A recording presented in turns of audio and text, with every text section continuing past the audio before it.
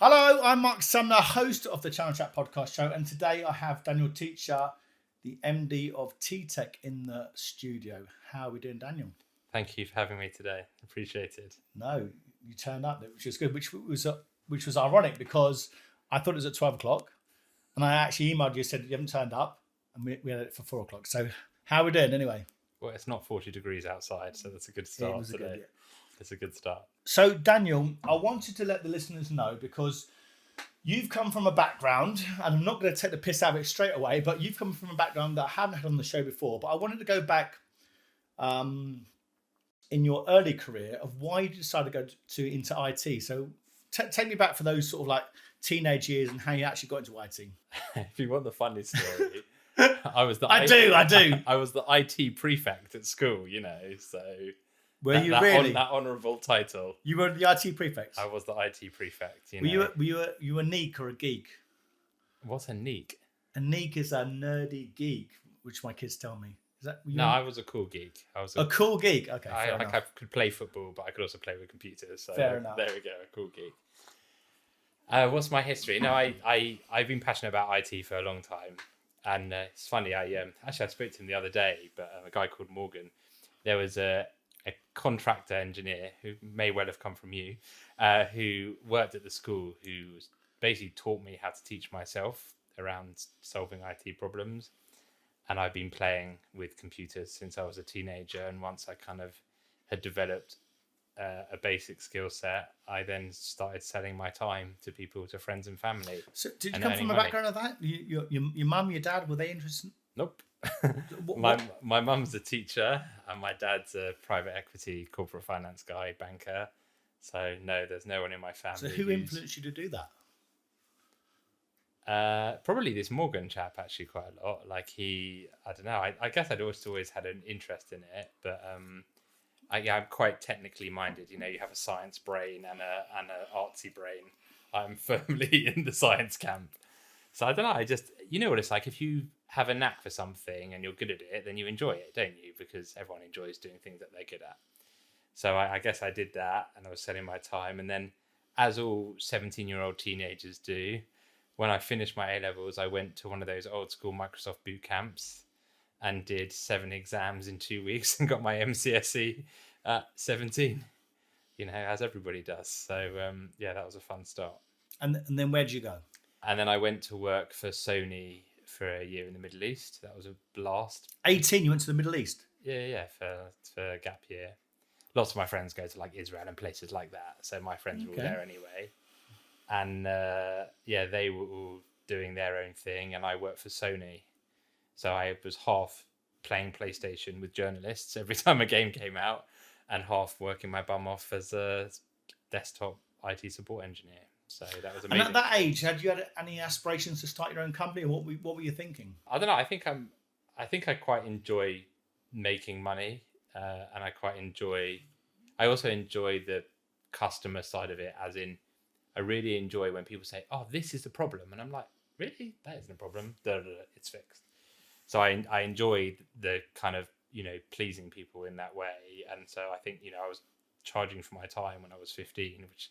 Again, most 15-year-olds aren't charging an hourly rate for their time, but I don't know. It's what I did, and at paid for university, I didn't have any debts when I left. Wow. So yes, I did my gap year. I worked for Sony, which was a blast, and then I went to uni and I carried on working. Yeah, so I guess I've always been like that through uni, and so I left uni and all my IT work paid for beer money, rent money, all of that stuff. And then when I finished uni, my family said to me, "Yeah, you need to go and do a proper graduate training scheme." I was like, "Proper job?" proper job. So I went to work for Deloitte as a management consultant, which is not IT. Wow. And that was a blast. They really taught me. I don't know if you ever worked in a high performing team, and I know that sounds like a really corporate thing, but working in a high performing team with really strong graduates who were really motivated, with some really bright managers, is a very enjoyable job and very rewarding. Being in a room with really bright people, and same for the clients as well. So I did that for 5 years, And after 5 years, to get to the top of the ladder at Deloitte, I'm a very ambitious and competitive person. To get to the top of the ladder at Deloitte takes like 15 years. And you have to be a real politician in large organizations. You know, you have to play the politics. And I wear my heart on my sleeve. I'm not. Did that go against you in Deloitte? A bit sometimes, yeah. Actually, funny you ask. Yeah, sometimes it did. Do you think that stopped promotion for you? No, because at the junior grades, it's fairly reasonably well defined. But yeah, you have to be a game player to make it to the top, or at least be not a game player but understand so much about the game that you know how to avoid it. If that makes sense. Yeah. Okay. So 5 years at Deloitte, then what? And then Deutsche Bank offered me a job because I was working for them. So to hire me to them was obviously much cheaper than me working for Deloitte. And they offered me a very significant increase in earnings. And and you're in your mid-20s then?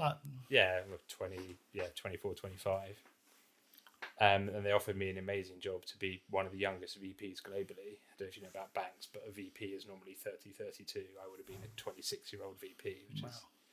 and the culture for me there was not my fit. Why? Tell me about that. What was the culture like? It's an investment bank. This is going out publicly. Yeah, no, but the listeners want to hear it. Daniel, come on. What is the culture like at one of those companies? It's not nice. It's just dog eat dog, and lots of people want to do as little work possible and palm it off to somebody else, and it's just not a culture I wanted to be a part of. And it's very, very aggressive, and I'm a nice guy, yeah. And the listeners will just determine that. Come on, what? Sorry, the listeners will determine that. There are two types of business people in this world. I'm sure you would agree. Yeah, there are the nice guys and the hard guys, and you can make plenty of money being a hard-nosed businessman, but you can make plenty of money being a nice guy. Of course, yeah, absolutely. Yeah, and I'm in that column. Nice guy. I'm a nice guy. So after 5 years at Deloitte, I quit. So I quit my job and I started T-Tech, and I went to the partner and I said, I don't want to work at Deloitte. No, I don't want to work at Deutsche Bank. Sorry. And he said, oh, well, there's always a job here for you. And I said, well, of course you're going to say that because I've been billing a phenomenal amount. So he said, I'll come back in a year if it doesn't work. So that was in Easter of 2010. So 12 years later, yeah, I haven't gone back to Deloitte and I'm still doing... So take me back a bit there. So you're at Deloitte, you're thinking, I want to quit. Did you think about your own company? What was the thought process? Because there's a lot of people that's going to be in big companies doing very well. You obviously had a great job, probably earning pretty good money. Not that good, but yeah. But pretty good money. I don't know, you don't have to say it, but pretty good money. Most people... What was the thought process thinking, I'm going to give that up? When you're working it goes back to the day rate thing. Even when it's funny, actually, I've never thought about this, but it genuinely works like this, yeah? It's a day rate. They were billing me out at whatever a day. Yeah, let's say $1,000 a day. Yeah. So I was billing, let's say 220 grand a year for them. Yeah. I was seeing 20% of that. Okay. So I'm sitting there going, why am I busting my gut? Don't get paid overtime. Don't get any of that. You just get a salary at Deloitte. There's none of that stuff. But they've got the brand. They've got the work. They've got everything else. So... And it, do you know what? It was a fantastic place to start my career. And I would every day of the week do it again. Yeah, it was a fantastic place to start my career. Great grounding, gives me credibility, taught me how to present, taught me what quality looks like. Fantastic group of people, great network. It was a fantastic place. I loved working there. And in some reasons, you could argue I maybe should have stayed a bit longer to develop my management expertise. But it just goes back to that my value. And if the client is willing to pay that for me, and I'm only getting 20% of that, that irked me. You know? Were you resentful about that? Were you like thinking, actually, I should get more? Well, I wanted a fast promotion, and going back to the politics and what you said, I just couldn't see that was going to happen. So I was like, well, why don't I just do it myself, and I can have 100% of my day rate, yeah. That's what kind of led to my exit. And I'm very happy carrying risk. I'm very comfortable taking risk. So for me, quitting a job at 25 when you don't have many costs and you don't have kids and I knew that. No one's paying you though, are they? Sorry? So no one's paying you. So that's, Yeah, but remember, I already had some clients. Remember, so from university, I had a business already that paid for my uni. So I already had contacts, and I had people coming to me all the time going, "Oh, my IT is crap. My IT is crap." And I always said to people, "Oh, and it completely applies today, even over a decade later. Yeah, IT is not crap. You just got the wrong partner. You've got the wrong person helping you. Yeah, and so it's never been the case. And so loads of people used to come to me all the time, or pick up the phone, or I'd be out at some local community event, and people would like come to me like an IT surgery. They're like, "Oh, Daniel, free consultancy." Yeah, well, yeah, free consulting. That's another sample thing for another day. But yeah, I'd be like out at lunch with mates, and like half the table was asking me questions, and I'm like, okay, clearly there is a demand for this. And those are the days where you didn't have leased lines, everything was ADSL and on city string, and people were in a lot of pain. They wanted to use the internet, and they wanted to use email, and they wanted to transact digitally, but they literally turned up in the office and it just wouldn't work. You have a busy day in the office and someone was downloading a big file and everyone froze.